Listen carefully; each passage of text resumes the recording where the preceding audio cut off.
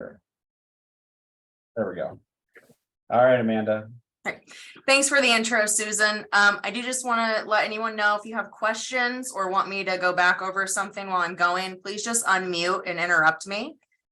Feel free to do that. And I'm going to get the screen share started here. And hopefully get it on the correct screen. Do you guys, Matt, do you guys see the I see the presenter version. okay. Is it correct now? All right, great, thank you. Okay, so tonight we have the second presentation for the 86th Street Neighborhoods Plan, where we were going to dive more into the implementation and the redevelopment opportunities. So the first few slides I have are follow-up from our last meeting, where we discussed the overall plan kind of at a high level. So at that time, you all had asked to see what the underutilized properties are to kind of help inform the conversation more. So this is a map of the underutilized properties, averaging everything that is east of Interstate 3580. It's done that way here, so they're in a similar age and development pattern, rather than trying to, compare something built in the 80s to something built last year, if we did the city as a whole. So you can see here we have a pretty big concentration in this 86th Street Neighborhoods Plan of the orange color of the commercial parcels. Those are what are falling below the median value, and that is a standardized value based on the total assessed value per land area. So they've been standardized, so it's a one-to-one comparison.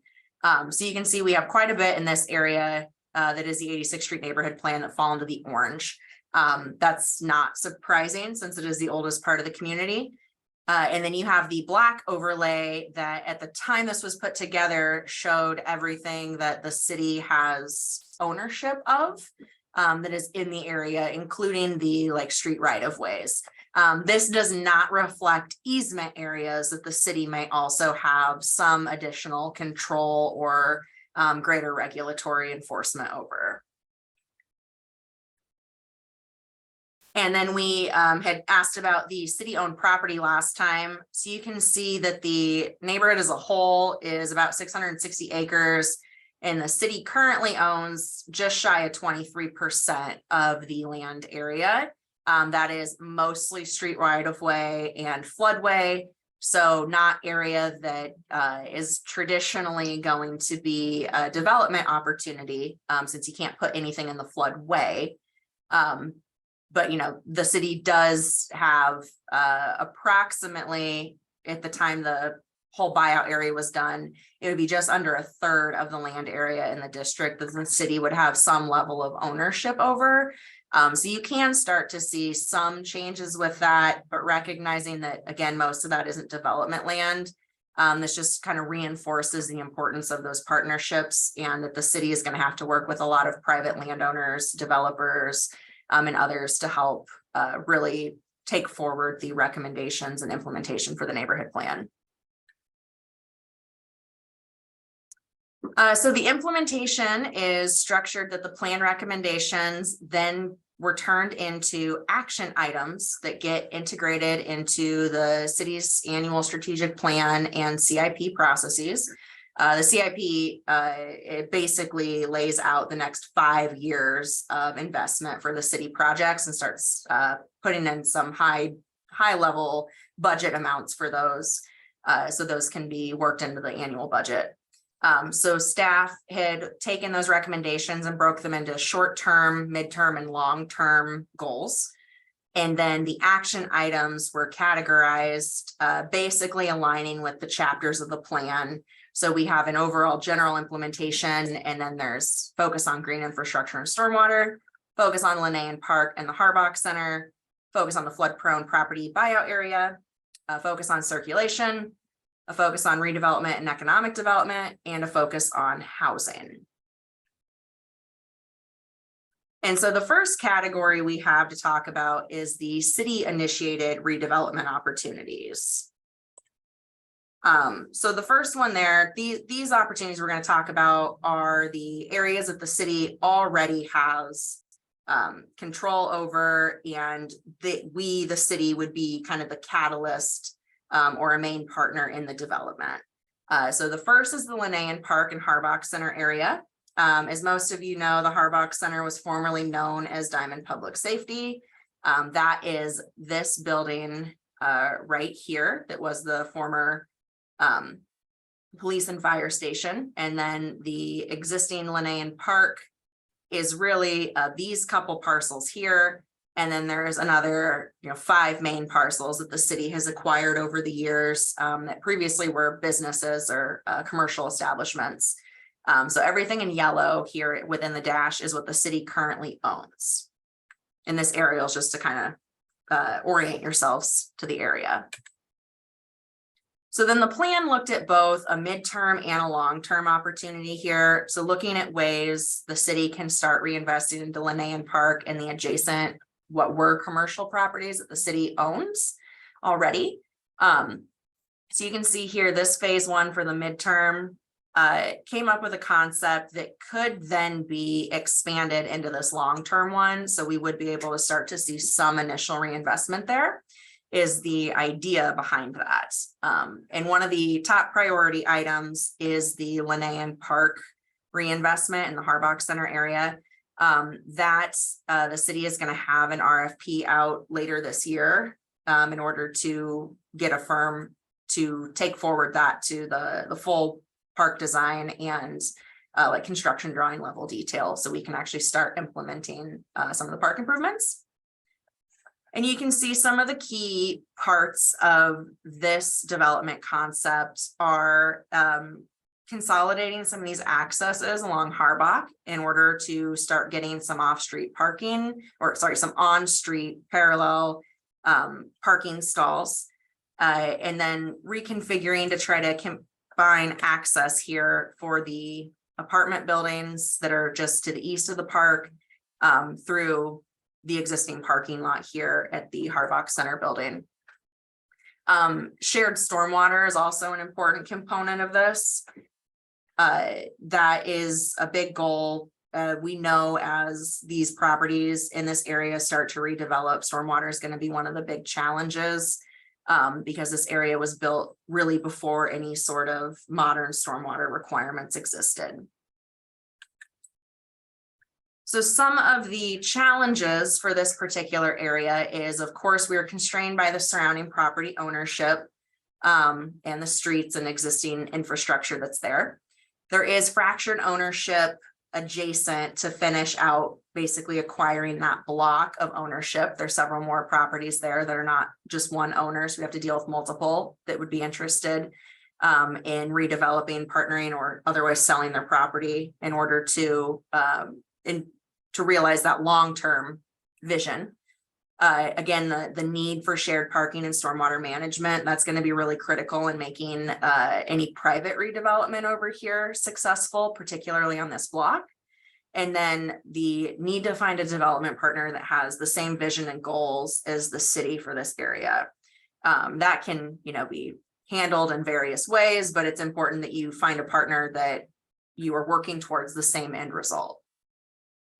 So the next steps, and this is by no means all of the steps that would be required to start implementing this. This is just some of the high level ones, would be to determine what kind of short-term reinvestment can we do on this portion of the property here, because we're not ready yet to find that development partner and go forward and actually build this. There's still a couple more years of design work and park improvements that are likely to happen before that time. So looking at ways that this space can be activated and used to help build some of the community events and other interest in the area that we heard throughout the process, without putting in any sort of investment or significant improvements that would hamper the ability to actually redevelop that area. And then, of course, syncing up any upcoming infrastructure replacements to be able to support the desired development. You can see the impact of that with some of the delay in the second phase of the Harbach Road improvements. In order to consolidate some of those driveways and look at the on-street parking options, that has been pushed back slightly.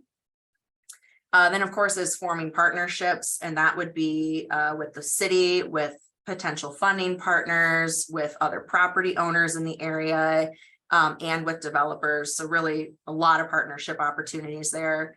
And then, of course, actually designing the site and development review before you get into construction drawings, bidding, and then actually seeing something coming out of the ground.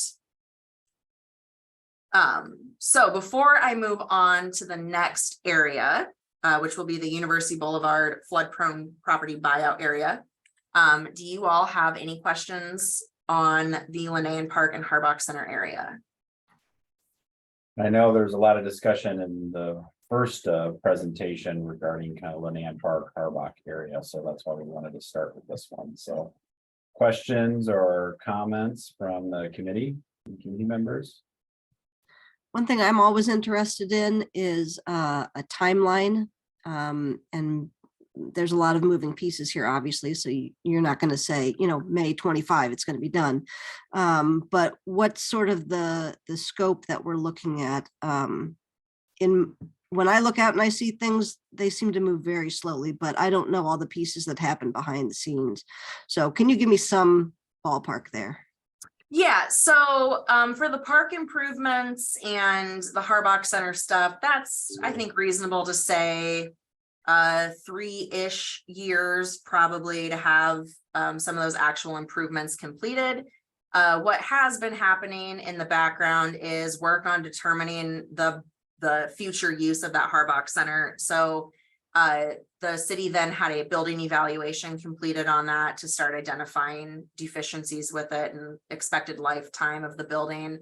And then our leisure services department, which is parks and the library together, are already piloting different programs and activities in that space. And then, as I said, we'll have that RFP for the park coming out. I think it's still targeted for spring of this year, but yet this year in 2023, the first half of the year anyway, that'll be coming out. To see the actual redevelopment on the corner, that's probably looking at, assuming that our unicorn developer doesn't fall out of the sky into our laps here, which could happen. But if that is really driven by a lot of the city staff and elected officials trying to form those partnerships, that one's probably in the 5 to 10 year range. With some of the economic uncertainty we've really seen the last few years with supplies and labor and interest rates going up. So it's hard to put an exact time frame on it. But I would think it's realistically in that kind of 5 to 10 year range that we would start to see hopefully some of the redevelopments outside of the traditional park space. And I would just add a couple comments in there.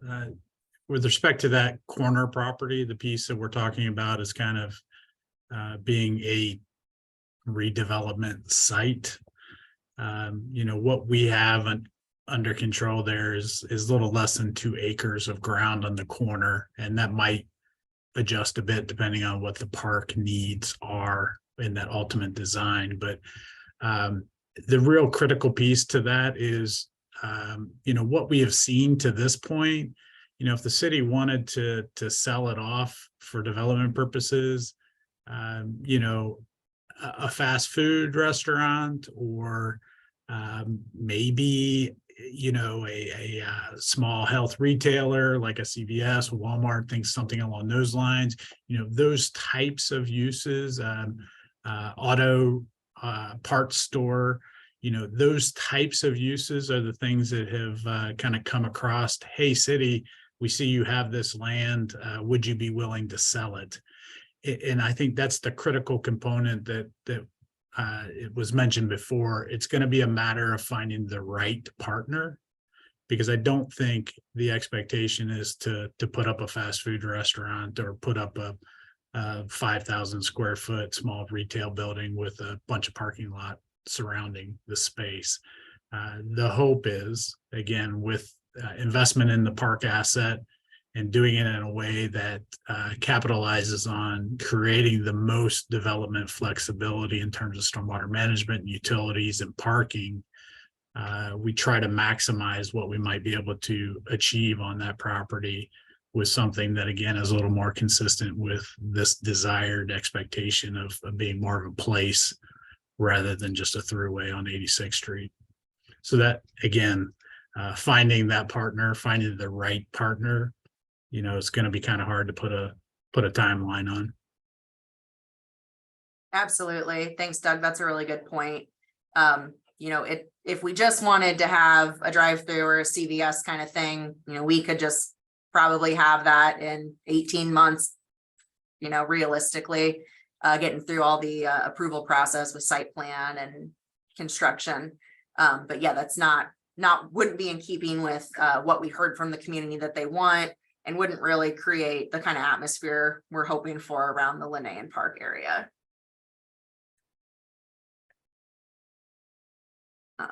Great question. Any other questions on the Linnaean Harbach area before we move on? All right, seeing none. Go ahead, Amanda. Well, I'd Okay, just like to add a comment here. This is Susan, that I appreciate the question so much because some of it is what we're hoping this committee can help with. All of you have connections, ideas. You will be ambassadors and connectors in helping us, we hope, to identify some opportunities, as well as potentially guiding us through some future conversation about the potential to establish some incentives that could be of help to move that timeline up a little bit. So that conversation will be yet to come, but important to recognize that you can play a role in this. Yeah, very good. all right. So the next area that is really more under city control would be, it kind of has two names. We have the University Boulevard Flood Mitigation Area or the Flood Prone Property Buyout Area. The terms are generally interchangeable for this purpose that we're talking about here. So you can see the red area that's outlined on the aerial, and then there are some colored blocks over the buildings. So that red area is essentially the buyout area.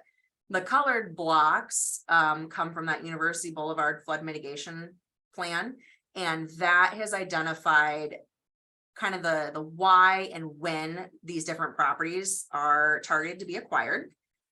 So the ones in the purple, which are down here south of University Boulevard primarily, or they all are, is for this stream remeander idea. That land really, as we've kind of discussed, would be idled for green open space. Truly gets wet regularly with different weather events. So these purple ones are a fairly high priority for the acquisition. But with the nature of those properties, that's definitely going to require partnerships and other funding sources, where the city has bought most of the properties that we've currently acquired over here just with local funds. There has been some federal money involved, but it's primarily been with local money. The orange ones here are the other non-residential acquisitions that are kind of the next priority after the residential properties are acquired. And the residential has been a higher priority just because it gets more people who are in the area out of the way, more economically for the city to be able to start picking off those properties. And then also getting those people who live there, have basements, things like that, out of the area to a safer environment that doesn't have the kind of depths of flooding that this area has the potential to get. So that's why there's been a focus so far on the residential largely, with more opportunistic on the commercial acquisitions. The green structures were, when this was put together, what was remaining for properties. For the homes, the others that you can kind of see in the aerial had already been acquired and demolished. So those are the remaining residential homes. And then these ones with the blue overlay, those are going to be a more opportunistic acquisitions. Largely, if we did get a big flood event, the city would probably look at acquiring those, but they sit up high enough with the way the floods flow. The water comes in that they aren't at the same level of risk as these other properties. Where, you know, with the residential, we're getting repeat inundations, and the stuff south of the boulevard, they're getting wet repeatedly every few years. So then what the plan conceptualized for the area, and you can see the red outlines are what the city had acquired at the time the consultant put this map together. So they, I don't believe, reflect everything we currently hold. But you can see the stream remeander area down here where Wittern and Atchison and those couple other properties currently are today. Getting stormwater management also in this area, having constructed wetlands, that's what the CW stands for. So an opportunity for more constructed wetlands out here. Oops, sorry. Opportunity for some different residential infill or kind of medium density or higher density redevelopment on the periphery of the park area. And then looking at ways to get, you know, some outdoor active gathering spaces, play fields, things like that, that would be dry most of the year, but could get wet. So really just re-envisioning this whole area. So the challenges with that is, to date, everything has just been voluntary acquisitions, which means the city is not requiring anyone to sell their property if they don't want to. We've just simply let people know that we're interested in buying, and if they've been interested in selling, the city has purchased, if we could come to terms on price. The other big problem is that this is a significant amount of funds required. And it's not so much as a problem as it is a time frame. So recognizing that this isn't going to happen in just a couple years, you know, we're looking at around another 7 to 10 years probably to finish those acquisitions. And that's assuming that the city does get other funding sources like federal or state grants and partnerships. And then the city has another challenge with having to provide adequate resources for interim uses and maintenance of the area.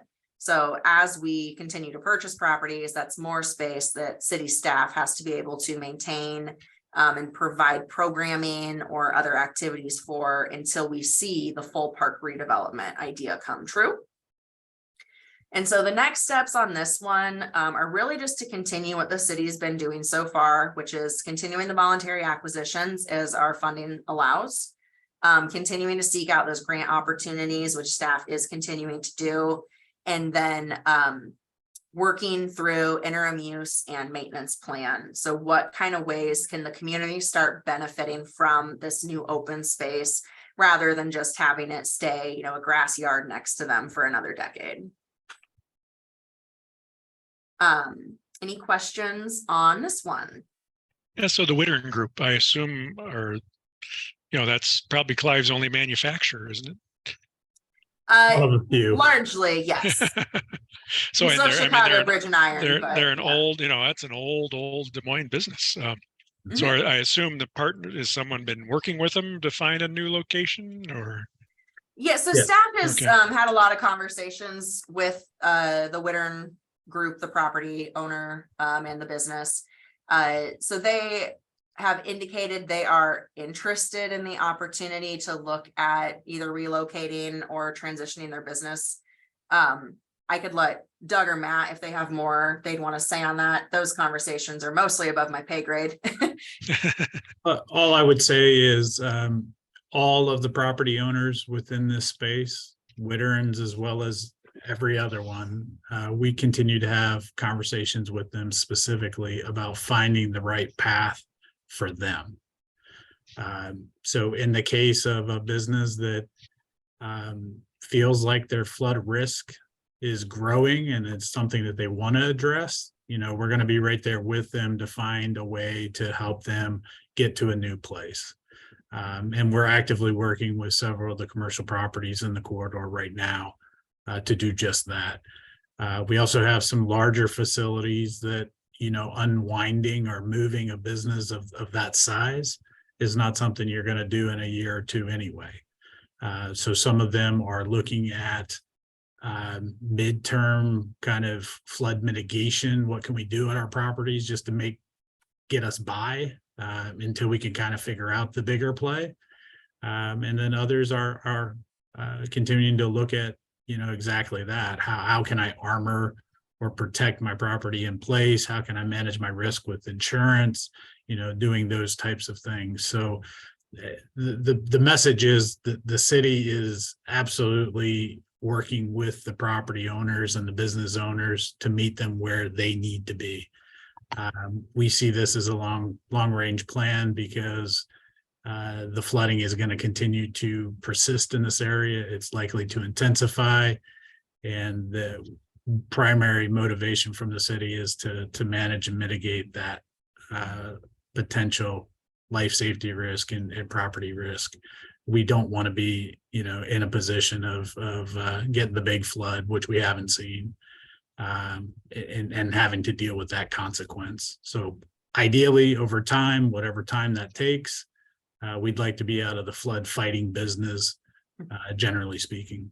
Mhm. No, I get that. I think my statement would be, I hope we're working with the partnership or something so that they don't leave the Des Moines area altogether. I mean, we don't have enough manufacturing in the Des Moines area, and I believe strongly in a very diverse economy, and it'd be nice to keep that kind of business in the area. I know they've got a facility in Waukee, but I don't know if they're thinking about over there. I don't need to know where they're going, just as long as we know that they're being courted to stay in the Des Moines area. And that's actually a very interesting point that we've kind of talked about internally is as we're working with these property owners. Again, most of them are not simply going to unwind their business. They are going to pick up and move someplace else to higher ground.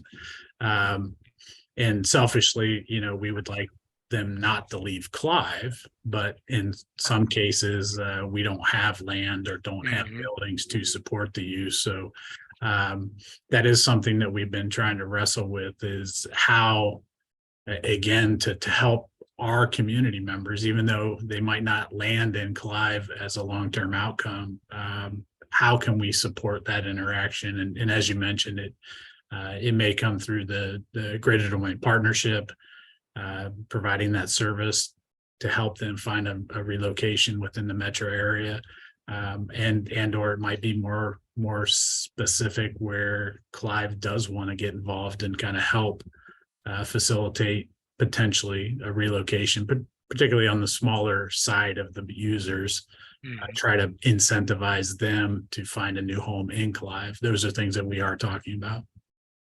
Good.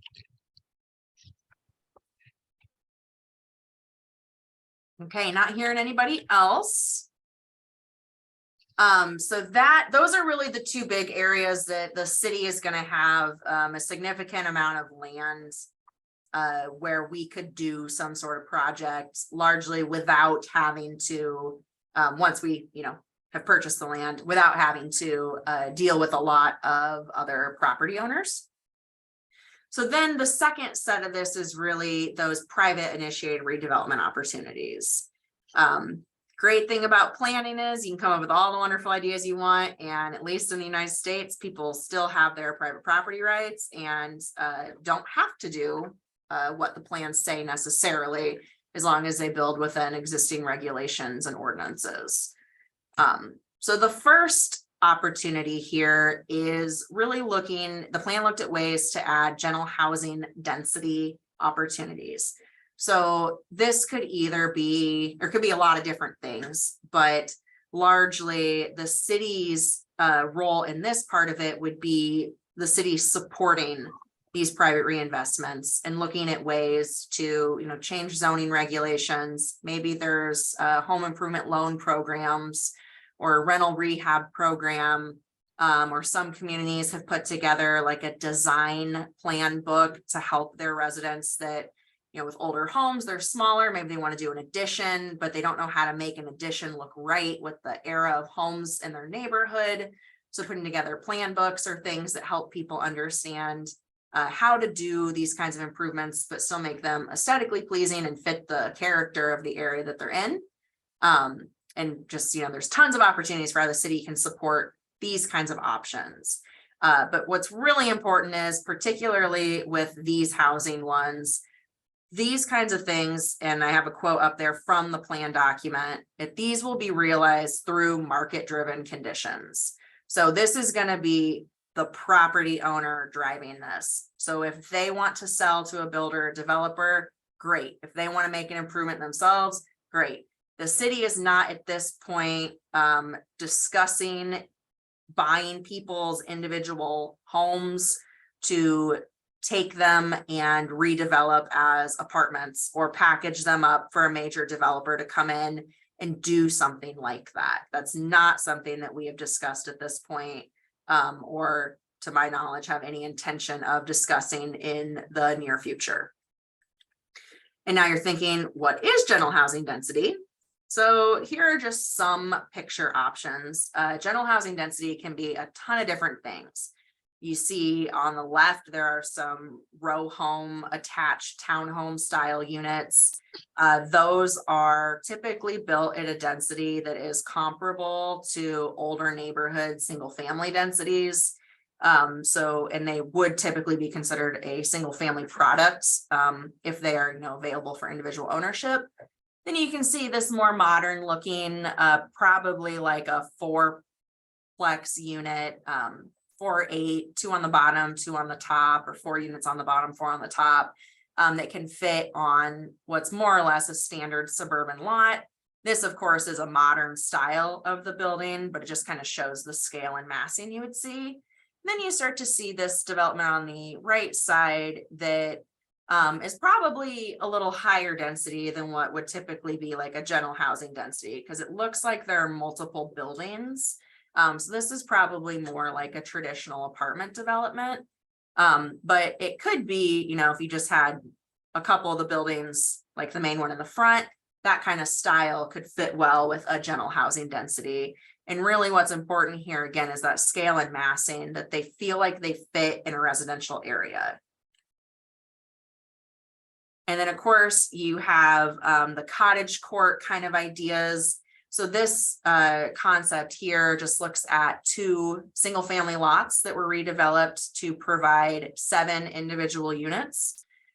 These are, really great for people who don't want to have as much maintenance of their own, or are looking for either just starting out, wanting a small place, or ready to downsize, when to move into a small place. These are usually a smaller single story, cute little development area with a shared communal outdoor space.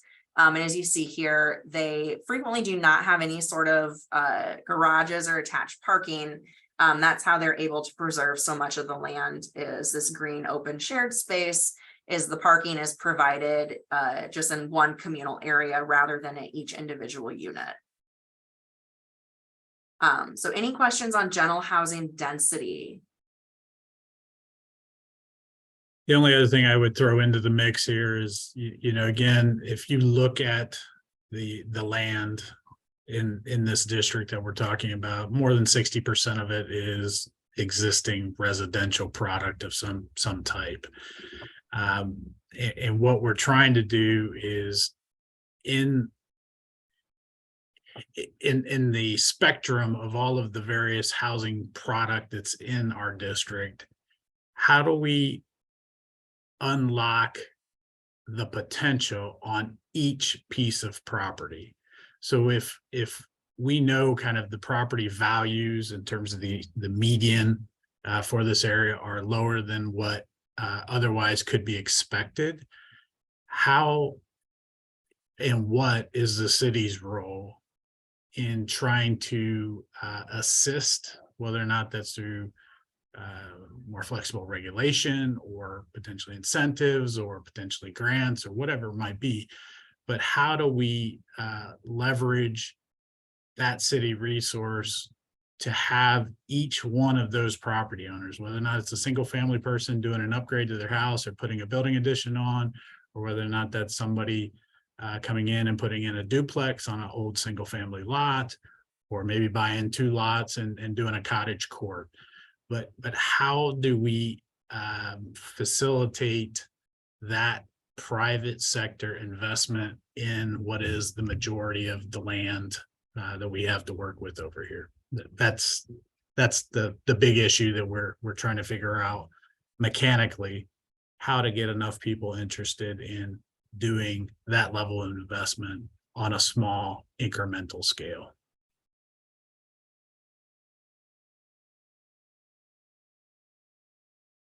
Any other comments or feedback on this gentle housing density? This is a big, the whole housing density topic was a big discussion item with the various focus groups and folks in the neighborhood throughout. Of course, there was some reaction that, oh, you're going to put apartment buildings everywhere and I'm going to have that next to my house.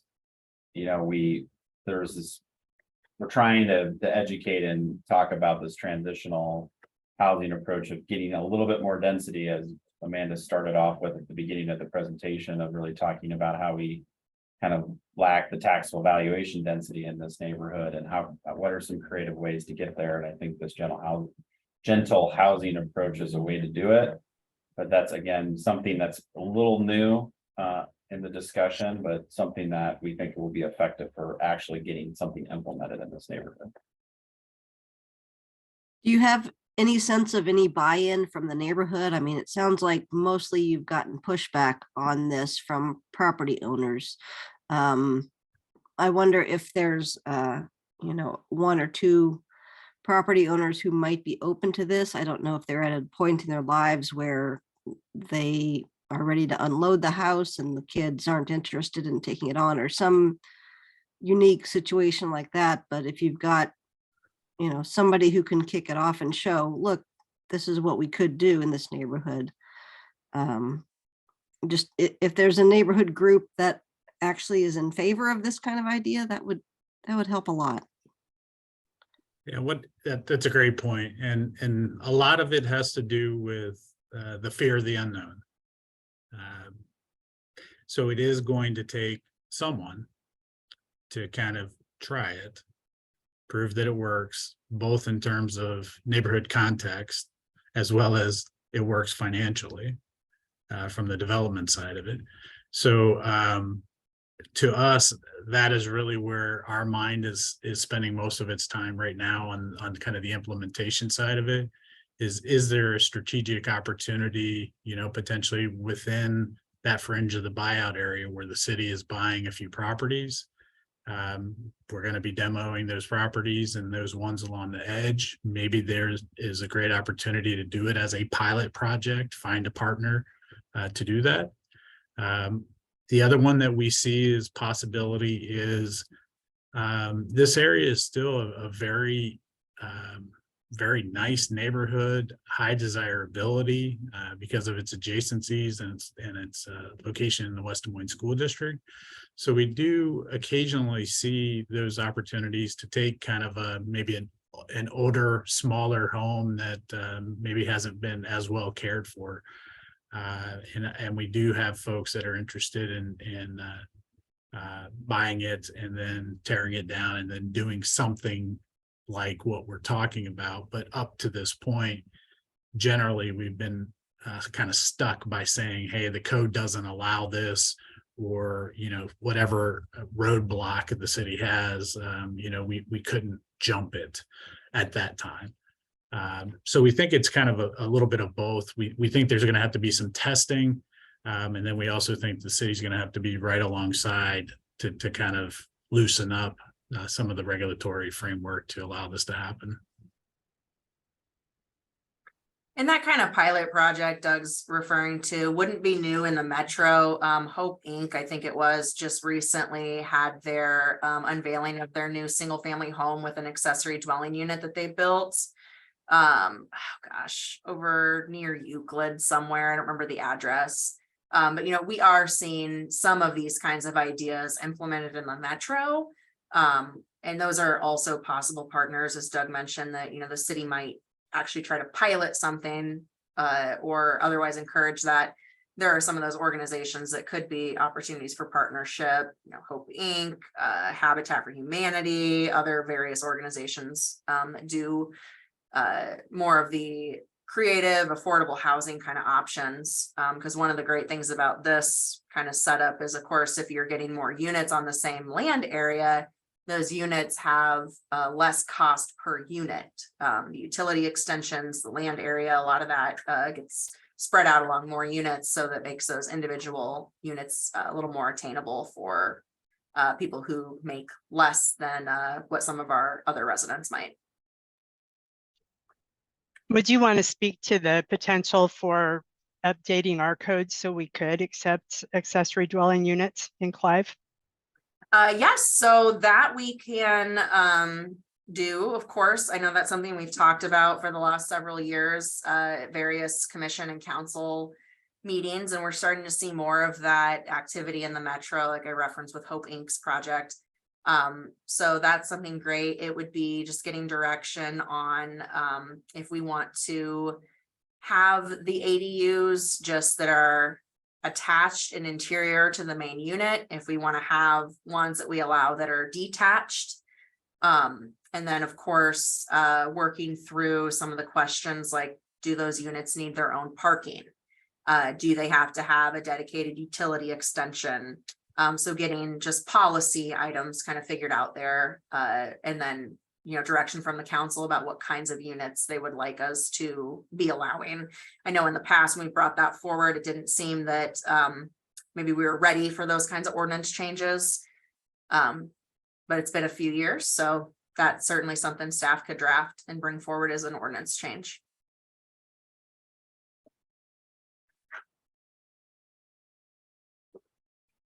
Okay, so the next area then to talk about is of course University Park Shopping Center. So this map here shows that there are at least 3 parcels that you would consider to be part of this redevelopment area. It depends if you want to start trying to bring in Hardee's, Mr. Car Wash, and the Cool Basil properties here to get the rest of the corner, or if those would be just left to exist or maybe have a different future redevelopment option. So you could certainly do something on this property without acquiring the whole area. But really to do much, you would have to get these 3 core parcels that are highlighted in yellow here. And then I also have on this map showing the floodway is in this pink and blue hash. That area basically is going to be green open space. The floodplain is the area with the light blue overlay. That area you can have some development in, but you would have to raise the level. So any new structures would be not within the 100-year flood elevation. And to make sure that those were going to be not something that was getting flooded. And you can see that there is existing improvements definitely in the floodway in this area. And then a lot of the buildings, most of the buildings are in the floodplain. You can also see this has really a missed opportunity here for interaction with the creek and connections to the Greenbelt Trail. That's really just due to the time frame that this developed. There wasn't really the embracing of your natural waterways so much at that point in our country's history, where you're starting to see that more, where places really value their waterways and want to encourage more interaction with those specific areas. So it's interesting, we had both the HKGI who did the 86th Street Neighborhoods Plan and Confluence did the University Corridor Plan. We included this area, the shopping center, in both.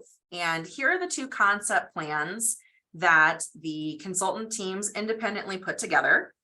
And you can see they are shockingly similar, which tells us that this probably really is currently getting towards the highest and best use of this land for redevelopment. And that is largely looking at this being residential use primarily. So you can see here, there's some high density residential, some mixed use opportunity, and then starting to transition into some lower density townhome type units, because what you have right off here is single family homes that are existing and duplexes, I believe, as well. So then you have a very similar layout over here with some multifamily and maybe some opportunity for some mixed use with townhome residential units as well. You can see we've envisioned the opportunity to really embrace that trail and the creek system and get better circulation through the green spaces over here, while also providing additional housing, shared parking, and really just completely re-envisioning what this area could be. We do find that we aren't having really any I'm not sure, AAA tenants or what the right term is, but we're not having any of our big brand name tenants for the most part in this center. We're seeing things like the Many Hands for Haiti thrift store, and some of those other kind of consignment type, surplus sale, come get the deal of the week sort of uses in here, which typically isn't a great indicator for how well that shopping center is doing. We've also recently had tenants that are moving from that center to other locations in Clive.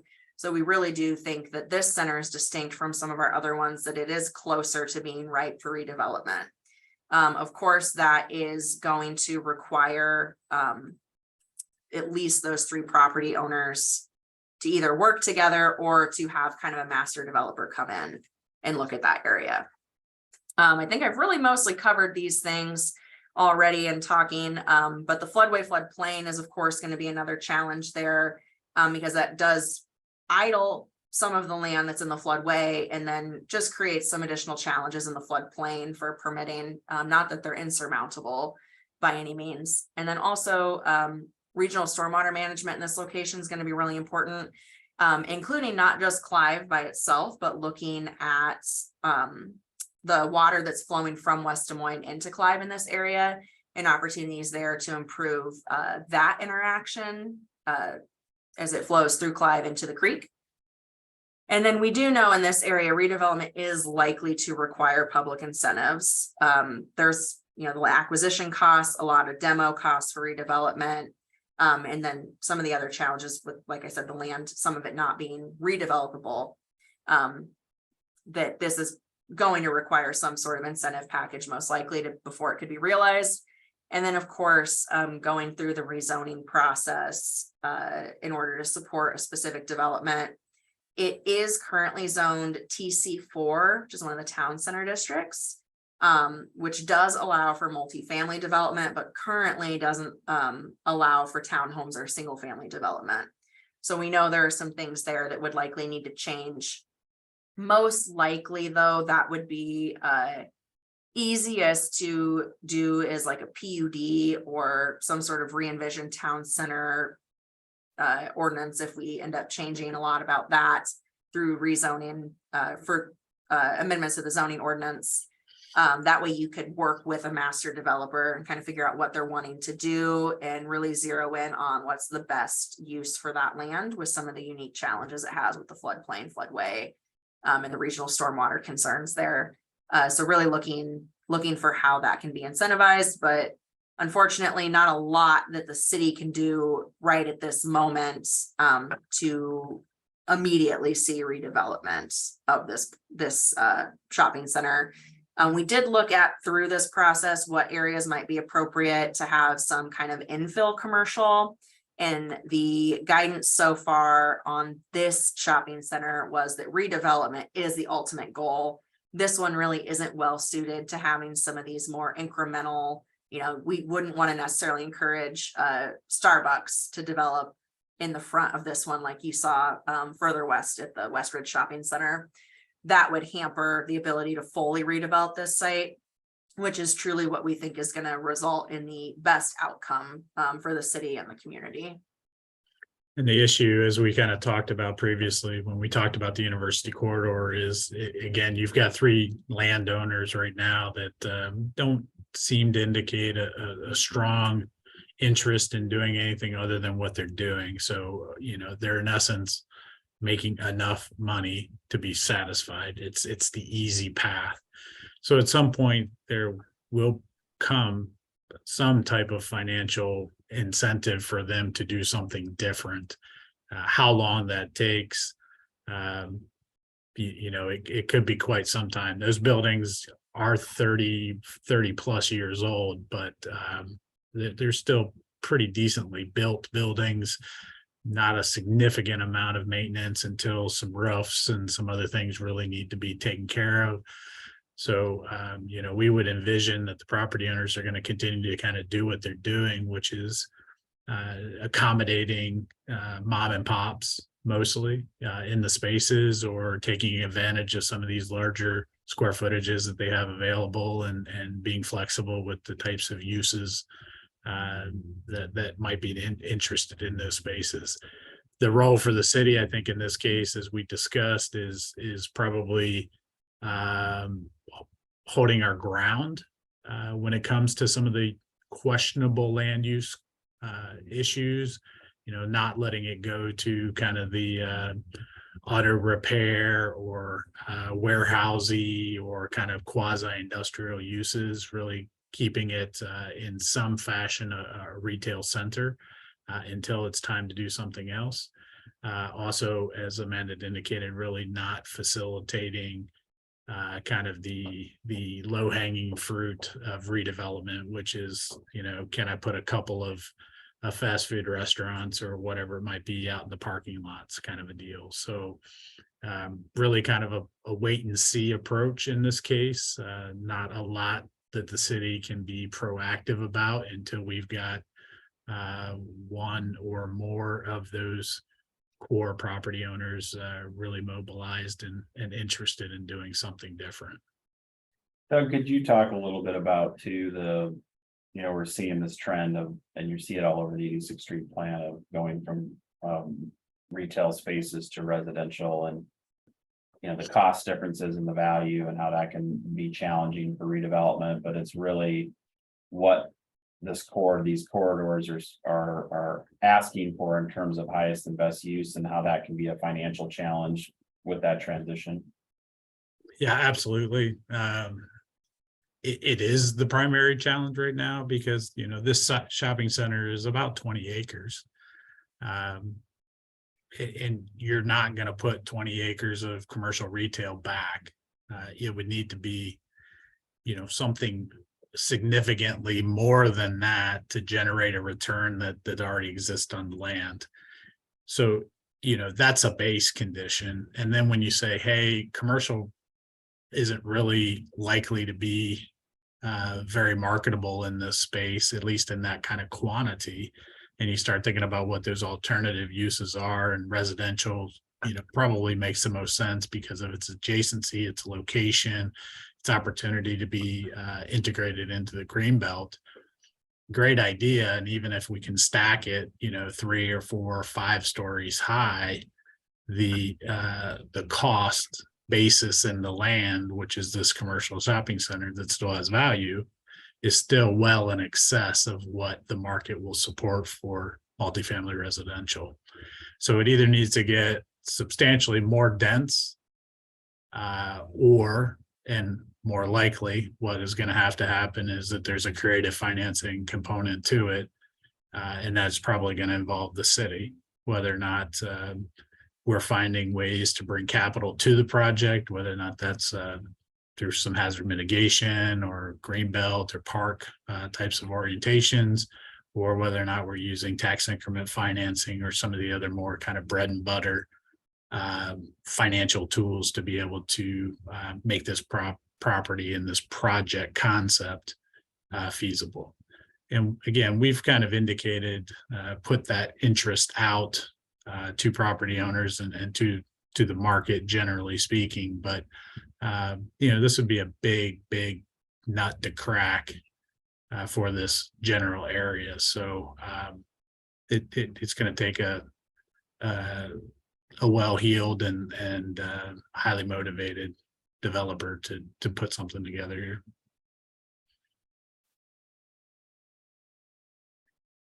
Questions or comments on University Park Shopping Center?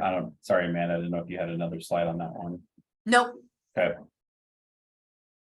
I know that's kind of circling back to the January conversation a little bit and how these two plans kind of rub against each other in this specific area. Yes. All right. Okay, so we have just one more area specifically to look at here, and that is the West University Plaza, which I think most people don't know the name of. So you probably think of it as where 515 Brewing is located, or if you're into games, where Mayhem has their store. So you can see here that it is really 4 parcels, 3 of which I believe are under the same ownership. And just this office building here on the corner, I believe, is a different landowner. So this area isn't yet really ripe for redevelopment. They do have similar challenges to what you saw at University Park with some floodway and floodplain, looking at the redevelopment opportunities. We don't have the depth of the flood information on here, but it is reasonable to add some fill. So a couple feet we're talking about in this case, where some of our other properties a little bit further west in the University Corridor area here around University Boulevard, are getting like 6-7 feet of flood depth. This area is a lot more shallow for what it is today. So it would be realistic to see some redevelopment here, even with the floodplain. And again, we have that Greenbelt Trail and the creek right there that we are really not taking advantage of, just with the time period this area was initially developed in. And then, the retail uses are pretty full in this shopping center, but a lot of them are not activated uses where you're going to get customer interactions. Danner Distillery has several of the units here, and they package and prepare their alcohol products, but they don't have like a tasting room or anything. So just those spaces look vacant if you're interacting with the center or driving by it, but they actually do have a business in there. There are several in this particular area that are like that. So they really typically only have 1 or so units at a time vacant, which is typically considered to be basically full vacancy. So you have space to accommodate someone new, but you're not trying to lease out a bunch of your space. And there's a variety of uses in here. As I said, there is the brewery, there's some retail, there's some more kind of office-y stuff with like the Complete Weddings events place that's over here that does wedding planning kind of stuff for people. Then you also have the AMCO transmission shop is in one of the back. You've got these middle buildings that have storage and warehousing type use in it. So it's kind of a hodgepodge back here. And staff has talked with the landowner, the property owner, and they do have some long-term leases left. So they're not really ready to do anything right now for like a major redevelopment opportunity, but as a longer term play, maybe in the next 10 years or so, that could be something they were interested in, depending on the market and what kind of redevelopment opportunities and partnership might be available with the city. So the plan looked real high level. It's just an option for redevelopment here, looking at trying to integrate more with the creek and the Greenbelt Trail and getting some either mixed use or higher density residential potentially on this area. And one important thing to note, both for this site and the University Park Shopping Center, any sort of multifamily product that would be built today would be providing a significantly different kind of amenity and living experience than most of the units that are existing over here. You have primarily 1 bedroom and some 2-bedroom units. 1 bathroom is typical throughout all the apartment buildings. That's not what you'd see constructed today. These would be more similar to the kind of units you're seeing out further west and like in the Jordan Creek Town Center area. That's what you'd likely see built here. So they'd have it'd be a very different kind of tenant and housing product versus what is existing in the area. So there could be some need for additional apartments within the area, but not obviously the primary redevelopment focus on being just a bunch of apartments. So again, that's just one possible redevelopment concept. Definitely not anything prescriptive there, just a very high level idea looking at that one. Any questions or comments on this property? Let me do that. Can you hear me? Yes, Okay, sorry. I was going to ask, do you have an office-y zone? You said it was office-y like. I wonder if you had a zone. Just kidding. yes. Yep, that's what I would call the office zoning district. This is office-y uses. I was thinking we probably need a hodgepodge zoning district. Yes. That's mixed use, right? Isn't that PUD, Doug? But questions or thoughts on this? I know we're getting a little over the hour here, but this was the last major area that we wanted to cover, and knowing we're running up on time and we've had a few people that had to go. Just want to really make sure we've got time and space for this committee. This is a very important area, priority area for the council, where you're going to be seeing a lot of investment. So we talked about the Lenan Harbach area with the city-led investments there, but there's kind of different zones at different time frames of opportunity that Amanda kind of outlined here of when they'll be coming available for redevelopment. Of course, this West University one was one that's maybe not quite there yet, but has probably a great opportunity for redevelopment, embracing the trail. But there's a kind of underlying land lease for that property, and then the property owner making a decision there. So a lot of different components at different stages of potential redevelopment. So really interested in, the committee's feedback on this and thoughts, and where we may go next, and priority areas. So I'll kind of open that up to Susan and the committee on any thoughts or comments. I have a question, maybe about the sense on the council. We've just, I saw the newsletter says we are keeping our city tax rate at the same. That's been our tradition. That seems to be a significant priority. When we're talking here about these redevelopment opportunities and incentive packages and creative things, is that going to necessitate us making changes at that level? And is there any sense that that may be an opportunity that the council can be looking at, or can we not really do these things because that would be required? I guess I will offer a comment and welcome Susan to offer it as well. I would get the sense from the council that there's definitely an openness to considering ways to facilitate redevelopment in this neighborhood. I think that's why the council's prioritized this planning process and this plan, and approved this plan. There's definitely going to be challenges, though. I won't sugarcoat that, particularly with some of the conversations that are happening this session down at the Iowa legislature that could really impact cities' tools and abilities to facilitate redevelopment, to even provide services to a community. There's some substantial legislation in terms of property tax reform, sales tax reform, that could impact revenues to cities negatively. I don't think it'll be I don't see it going in the other direction, I guess, with the current conversation. So that is part of what we're kind of waiting and seeing a little bit, and trying to be active in those conversations. But I think even with that, Clive is also in a unique position financially to take advantage of opportunities. And I think the council's prioritized that when they've come along. And this is also a new space for us too, in a lot of respects of facilitating this level of redevelopment.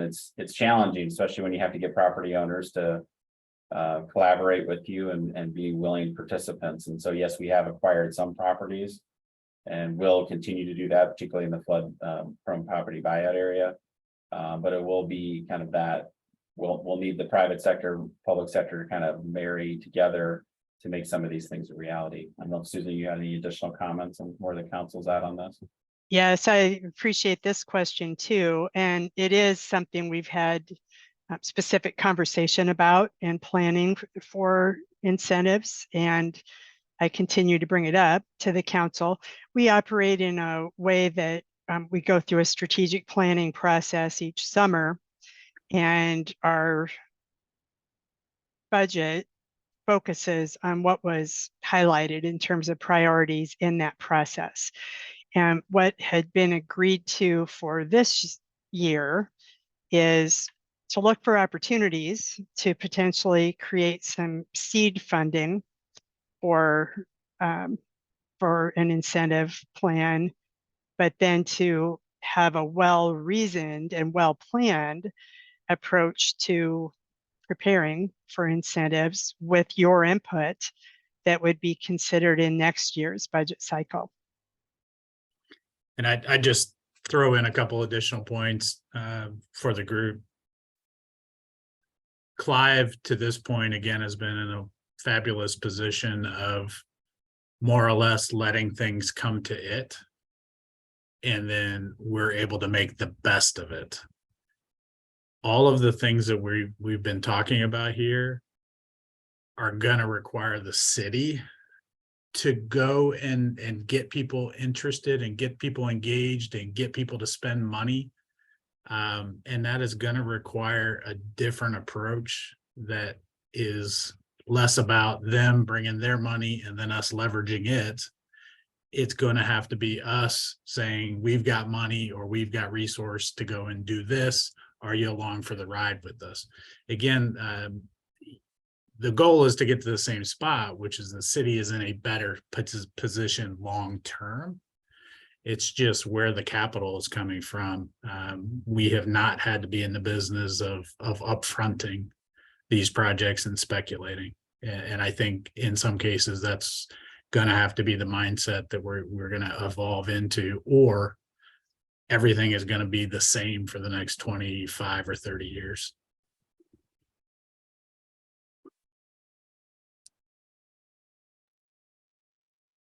Does anybody else have any thoughts or questions?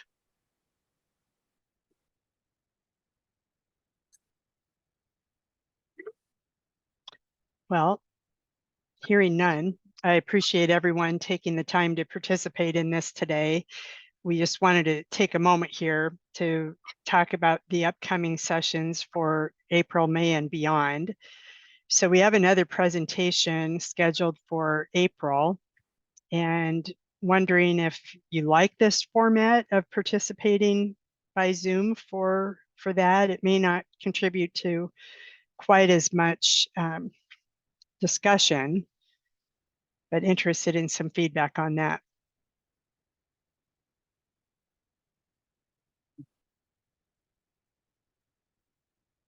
Hi, I liked having the option. It was great to be able to participate by Zoom. I prefer in person, but like the other day I was sick and couldn't come. So, and they said there wasn't an option to log in. So this is nice in case you can't make it. So I think it's a good option.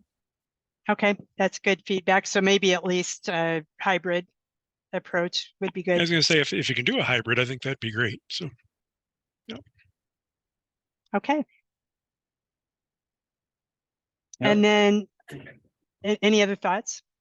No, I would just say that, yeah, the next presentation, the Greenbelt Master Plan really sets up nicely for the hybrid or virtual option, just in terms of we'll have a lot of things to show. And this will be the development components that were laid out, and we'll kind of focus on that area in the Greenbelt Master Plan. It identified some of these areas that are adjacent to the Greenbelt that could be opportunities for redevelopment or development in the future.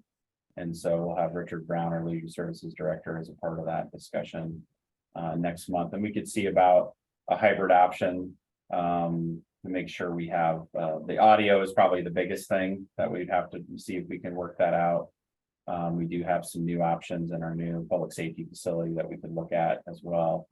But we'll see if we can test something out, maybe looking at a hybrid option for April.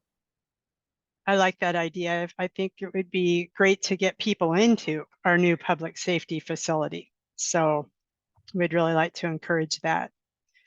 And then, Matt, what are the thoughts for the bus trip that's considered for May? I see we're looking at still leaving that on a Tuesday. What kind of time frame do you think we'd need to accomplish that?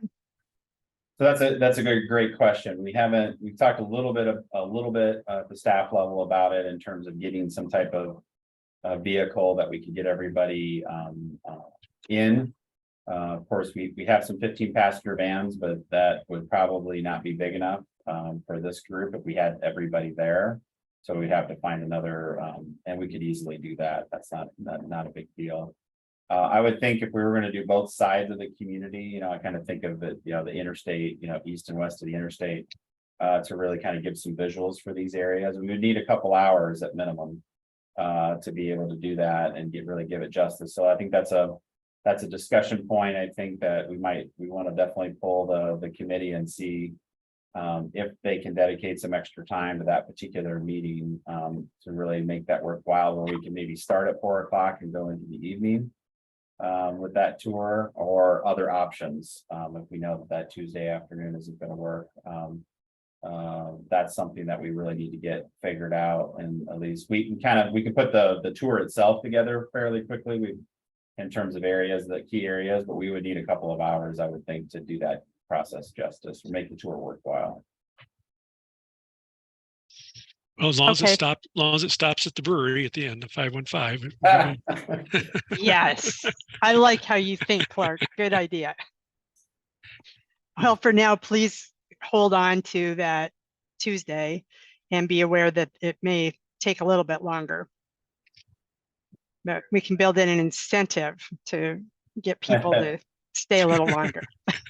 Yeah, and I'll include something when I send the minutes out to kind of starting to pull the group for some extended time frame on that May 2nd date. Yeah, Okay. we could go to Cooper's Hawk to the 515 there, from one end to the other, right? There we go. There you go. Pretty nice development happening in Clive, that's for sure. Well, and then looking past the bus trip, we will have, you know, through these early meetings, really established a good basis for some intensive conversation about how we move forward with some ideas. So thanks for bearing with us as we go through an education process.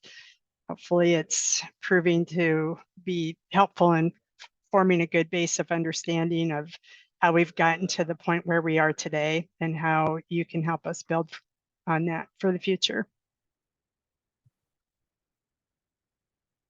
So with that, if there are any comments or questions, this would be the time for that. Nope, good job. Thank you.